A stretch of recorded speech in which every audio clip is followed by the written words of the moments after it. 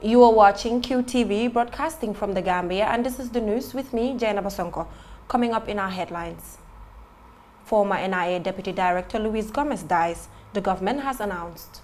Strides for better pay and working conditions in workplaces continues in the Gambia. And newly elected youth councillors and regional youth committees are undergoing training on National Youth Council Act. Those were our top stories, and now the news in detail.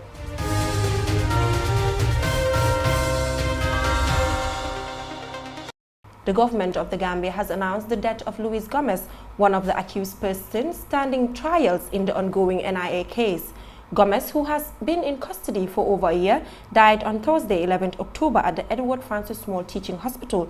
The government says in a press statement that the cause of Gomez's death is being investigated. Mr. Gomez was among the 9 NIA officials accused of killing the late Solo Sandeng. The National Livestock Owners Association, in partnership with the Department of Livestock, on Thursday engaged livestock owners to discuss on the ongoing foot and mouth disease at the Livestock Regional Office in Birkama. Omar Jallo was there and he now tells us more. The disease has killed around 280 cows across the country since its first reported outbreak in the Gambia on 15 July 2018 in the Nyani district of the Central River region. Foot and mouth disease is a highly infectious and fatal disease that affects cattle and other cloven-hoofed animals, such as goats and sheep. And where it is not contained early, the economic losses that cattle owners and the country at large incur could be extensive. It was for this reason that the Department of Livestock and the National Livestock Owners Association met to work out preventive and control measures to contain the deadly disease. After a lengthy discussion with the farmers, followed by question and answer session, Dr. Usman Sised, Deputy Director General of Veterinary Services, said farmers are losing their animals at an alarming rate. Therefore, measures should be taken to drastically reduce the losses. Has been working closely with the farmers and then the organization, NALOWA, and then its various regional heads, regional directorates, and the field officers, the field agents, the field staff, to gather information concerning this FMD outbreak, analyze those information, and then come up with possible ways of controlling the disease in the country. I can tell you, on the 21st of July, a team, an investigation team, disease outbreak investigation team, was sent to Nyani in the Central River region north, in the villages of Ndawen and Jala Samba, where the report first reached to us concerning this FMD outbreak. Animals were clinically examined, samples were collected, and unfortunately we cannot analyze them in country, but it was sent to Dakar, Lenaf, to analyze, and then the results came back on the 8th of August this year, showing that the suspect of FMD was confirmed, and then we know that it's a serotype O FMD type that is circulating in those localities. The president of the National Livestock Owners Association, Ibrahim Jallo, said that the Department of Livestock should be in constant dialogue with the livestock owners so that problems can be identified early and solutions provided, as enshrined in their constitution. It was a worry for the Gambian farmers, seeing their animals dying because of this foot and mouth disease. And now that the department know what causes it and how it is, let them also sensitize the farmers so that the farmers can able to. But we are appealing to the government and to agency. Let them train the farmers. Let them able to know how to identify this disease so that they can report. Because we are every day in the herd. The livestock assistant comes there once in a while. But if we train more farmers, they can easily report to the livestock assistant, and it can reach Abuko at the ministry, can know what is happening. But we are very far in the bush. Your animals are dying and you never report. So we are urging the farmers, definitely let them work very closely with the livestock assistant. And we train more farmers in the Gambia. If you go to Senegal, you see farmers doing all sorts of work with the animals. We also want the same thing to happen. The livestock owners boss also shed light on the recent invitation of his executive by the Inspector General of Police, following accusation by a group who call themselves the New Livestock Owners Association, that his executive was involved in cattle rustling. This is the situation, but the security of this country is not in my hand. It is in the hand of the security people. We are paying our tax to them. animals are paying tax to them. So it is their responsibility to secure the Gambians and the Gambian property, and these are the animals. Now, if you say animals have been stolen and then we are sitting down, no, we just organize a unit called the anti-cattle rustling that help the police to fight this cattle rustling, because the police alone cannot do the work. So if we are helping the police, it's not our mandate to secure this animal. We just want to, Livestock is a very big association, and actually they have an interest to build this nation. They have an interest to help and support. But it will be very difficult when farmers sit around and then try to just put things together, which they don't actually know. Because the people who are talking about this new Gambia, they don't know, some of them, how the national livestock owners came to in existence. Reporting for QTV News, I am Omar P. Jallo. Girls Talk the Gambia on Saturday organized a day training on issues affecting the girls in the society. As Ibrahim Awale reports, organizers say the Girls Talk is a show that analyzes and advocates for girls-related issues in society. Girls Talk the Gambia on Saturday organized a day training on issues affecting girls in the society. The training was held at the SOS Hammond Minor Upper Basic School in Bakote. Organizers says Girls Talk is a show that analyzes and advocates girls-relating issues in the society. It also put down possible solutions to make sure these issues faced by women are solved through such initiative to mentor young girls to become responsible mothers in the future. Aissatou Bohum is the producer and presenter of the Girls Talk show. She spoke about the training. Girls Talk, aside being a show, also extends to be an organization where we mentor and empower young girls at about puberty and adolescence age, so they get to know the certain rules about how to take care of themselves and how to excel in life and also make use of their full potentials. I believe that we're in a country, let me say we're in Africa, wherein so many issues affect girls and women nowadays. It ranges to teenage pregnancy, early marriages, FGM, and the rest. So we try as much as possible as an organization or as a talk show to make sure that we cover all of this issue. And without only doing that, we also go out to communities to see where these problems are rampant and try to talk to them, guide them, and give them solutions to all these problems. According to her, this is the first training and they are working on organizing many more in the future. However, she pointed out finance as the major challenge confronting them. There is a lot of challenges, oh my God, I just cannot stop mentioning all of them, because when it comes to Girls Talk as a show, finance, everybody has finance as a challenge, and finance is the biggest challenge. Organizing this entire program, it's fully funded by myself and iGambia. iGambia also contributed their quota to make sure that the program comes to life, and also I have been the one using my entire money for the production. Though State of Mike and other medias have been of help, but finance is a great issue when it comes to pulling up some things like this. And aside that, sometimes you don't always get people that want to talk out or speak out about these problems that are affecting them. So you have to use so many other ways to get them to come out and to be comfortable with themselves and be able to discuss some of these problems. So those are also other challenges. Seiko S. Kamara, Secretary General of Girls Talk, said girls are the future mothers. Therefore, it is important to discuss issues affecting them. The girls are the future mothers of this nation. They're the future mothers of Africa. So we need to actually deal with their issues and help them in finding solutions to the problems that are affecting them. So the initiative came about, and when Aissatou Bohum first spoke to it about me, she's my sister, by the way.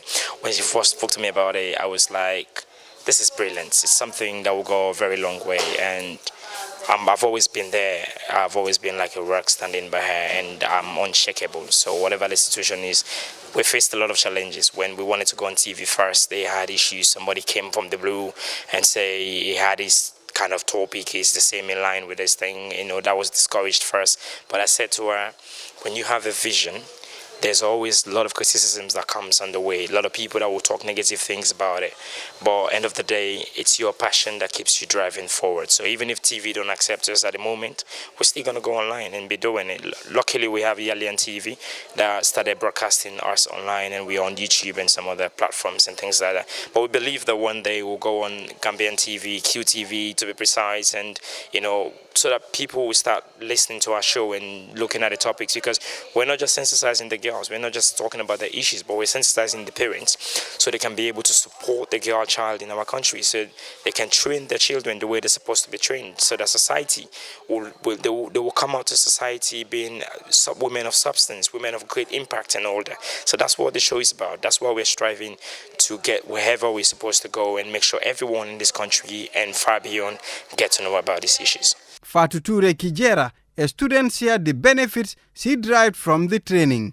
Reporting for QTV News, I am Ibrahim Abalde.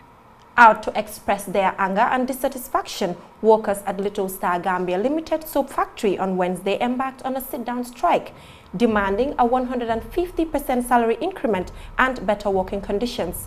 As Aliou Cisse reports, the manager at the factory says they cannot address the striking workers' demands at the moment. Little Star Gambia Limited Soap Factory is situated few meters off the Banjul Highway, just meters before Denton Bridge from Serekunda. The workers are demanding a salary increment, health insurance, and a safer and conducive working environment. They claim poor pay, lack of protective gears, among other things. Keba Jallo is the public relations officer of the Staff Association. This is physical labor, and we don't have a medical insurance. That is in our paper here. We will read the paper to you, you understand it. In case of any emergency, there is no exit door here where somebody can pass. We are locked here. There is no ventilation areas in this factory here. People have been here. Whenever you want to have an executive meeting with the manager, he will tell you, I don't have a time to meet with you guys. That's the only reply we get from him. And we are tired. We don't want to bring any violence here. This is a peaceful demonstration. We are living in a deteriorating condition, which is affecting everybody here is sick, my brother. Everybody here is sick. Even we are, because there is no covers here, anything.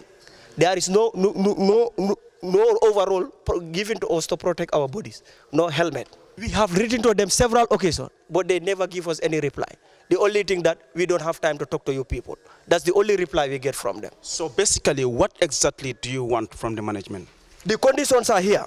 Number one, we want a salary increasement of 150%. That is our number one condition.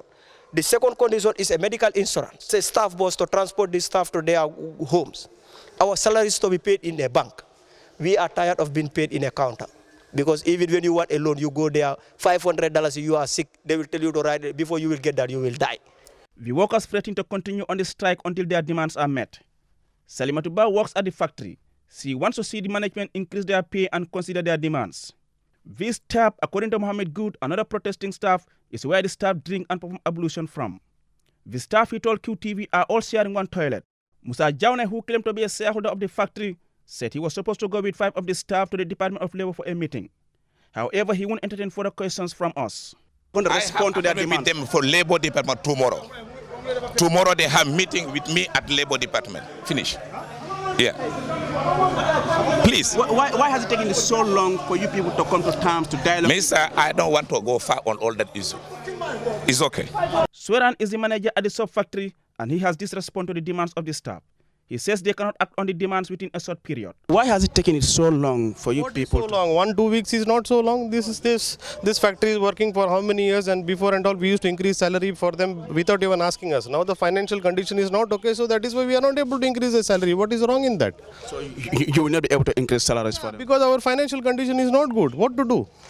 What about the other conditions? They talk about the issue of health insurance. And all, we cannot provide any other benefits because it is going to add to our financial cost, and it is not possible today to increase our cost for us. Because we are not able to sell anything. Whatever they said they want to put fans, we are trying to put fans. We said that give us time till January 19th when our new machines are coming. We will try to do something. After that, we will renegotiate with you. And if it is working properly and financially, if it is viable, we will increase the salaries during that time. This is the latest among many strikes by workers recently demanding for a better pay and a dignified working environment. Reporting for QTV News, I am Aliou Cisse.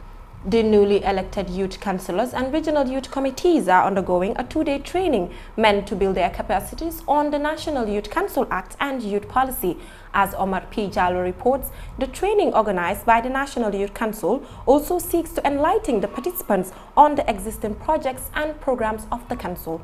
It could be recalled that the National Youth Council recently conducted congresses in all regions and districts across the country. to elect district youth councillors and regional youth committees. The two-day capacity building training workshop is expected to arm the regional committees and their councillors with the required knowledge to run the affairs of youth.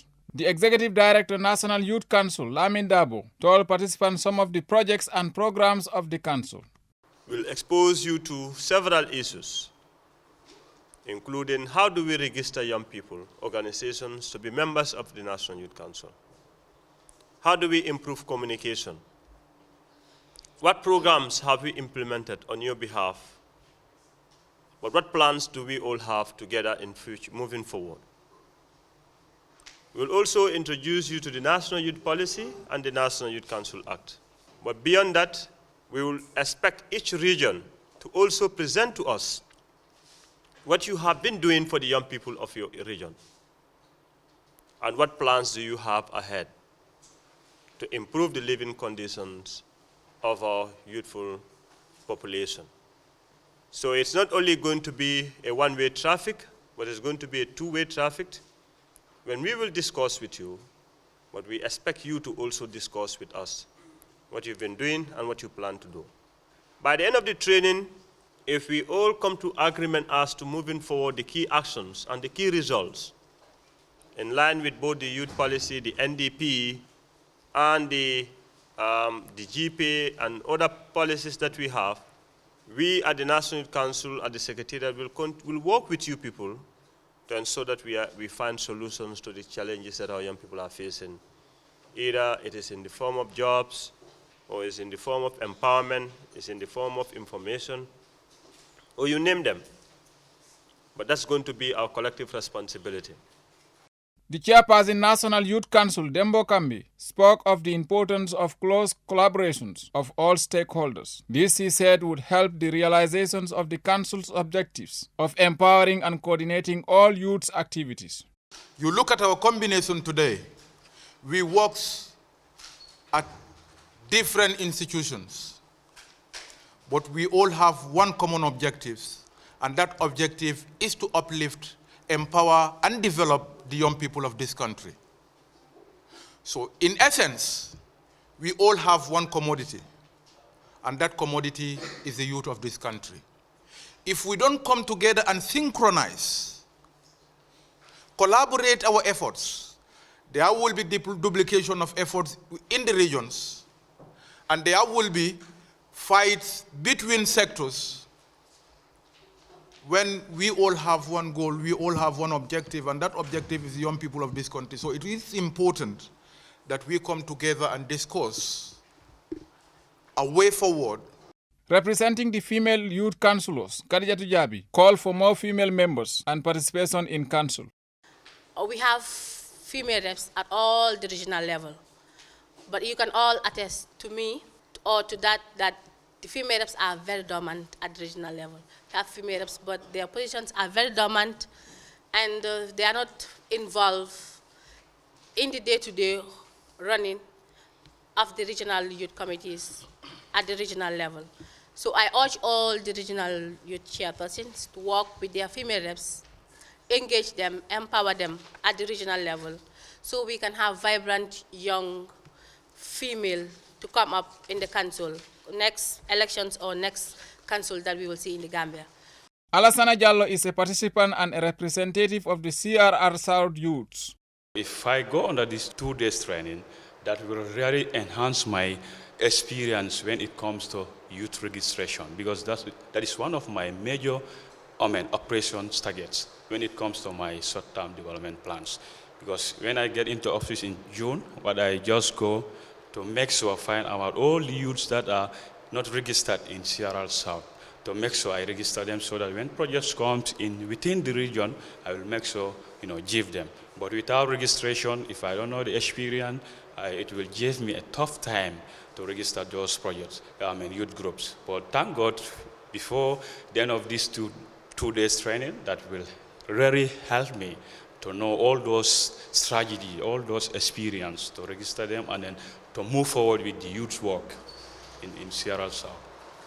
At the end of the training, participants are expected to go back to their various districts and regions and help coordinate the activities of the youths and as well work with other youth actors to support all youth initiatives in their areas. Reporting for QTV News, I am Omar P. Jallo. Before we end this news bulletin, we recap our main headlines. The government of the Gambia has announced the death of Luis Gomez, one of the accused persons standing trials in the ongoing NIA case. Gomez, who has been in custody for over a year, died on Thursday, 11th October at the Edward Francis Small Teaching Hospital. The government says in a press statement that the cause of Gomez's death is being investigated. Mr. Gomez was among the 9 NIA officials accused of killing the late Solo Sandeng. Out to express their anger and dissatisfaction, workers at the Little Star Gambia Limited Soap Factory have embarked on a strike, demanding a 150% salary increment and better working conditions. The manager at the factory says they cannot address the striking workers' demands at the moment. And the newly elected youth councillors and regional youth committees are undergoing a 2-day training meant to build their capacities on the National Youth Council Act and youth policy. Organized by the National Youth Council, the training also seeks to enlighten the participants on the existing projects and programs of the council. That is all we have for you in this edition of QTV News. Do join us tomorrow, same time for more news. Do stay tuned for more interesting programs, and thanks for watching.